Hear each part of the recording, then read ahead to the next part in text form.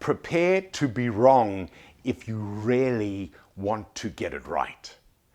According to the latest issue of Barron's, the Fed and everyone got the economy wrong. The same thing could be said for the central bank in Canada. The prediction was that by the end of 2022, the economy would be in recession. Instead, the US economy grew 1% from the fourth quarter of 2021 to the fourth quarter of 2022, 5 times the level the central bank had predicted just a few months before. Canada's economy is also red hot, with a booming job market, rising wages, and slowing inflation. There is now solid evidence that the link between employment and inflation may not be as strong as we once supposed. In fact, there is actually an inverse relationship between wages and inflation at the moment, with inflation falling fastest where wages are rising the most. The simple truth is that it is impossible to apply old rules to a new economy, one that has been completely and permanently transformed by the COVID-19 pandemic and no longer responds in the same way to rising prices and tighter economic policy. What's true for the economy is also true for each one of us personally. We all have mental models that need a major overhaul. A mental model is how we interpret the way things work in the real world. It's how we explain life to ourselves and others. Our mental models determine our internal reality, and it's our internal reality that defines how we think, feel, and act. Think about it. We act as though our internal reality is the only reality. We live as though our world is the world. So when we're in a bad mood, we think, feel, and act as though the world is a bad place. When we believe someone is bad, we think, feel, and interact with them as though they are bad. If we perceive something as dangerous, we think, feel, and treat it as dangerous. You know, I have been a coach and a motivator for 30 years, and I have never seen so many people struggling with their mental models as I am today. In the past, status quo was satisfactory. What worked yesterday worked just fine tomorrow. Today, it doesn't work at all. Relationships between everyone and everything are being dramatically reset. The changes are seismic.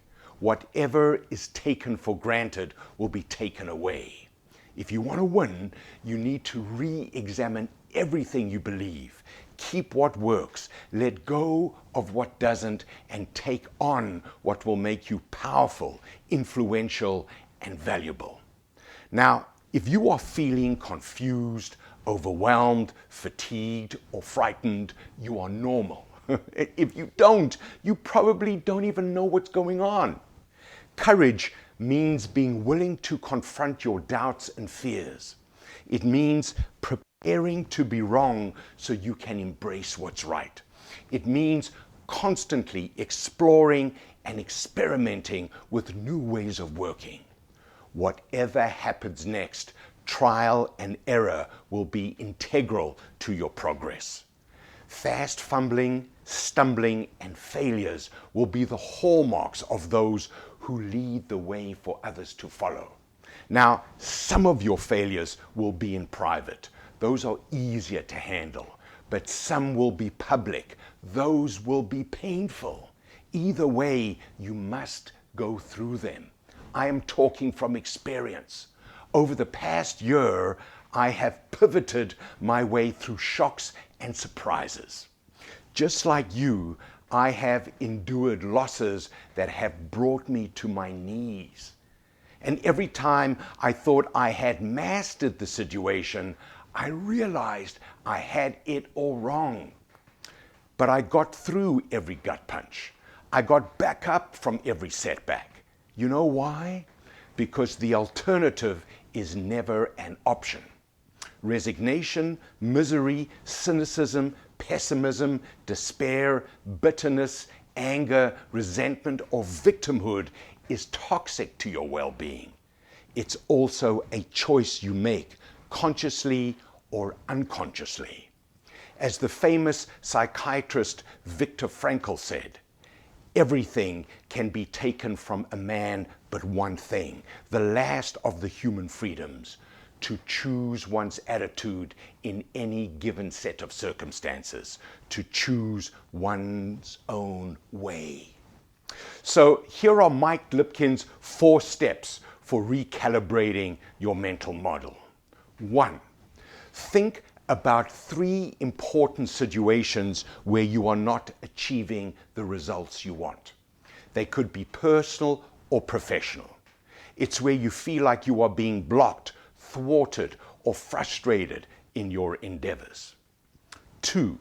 Think about your mental model regarding each situation.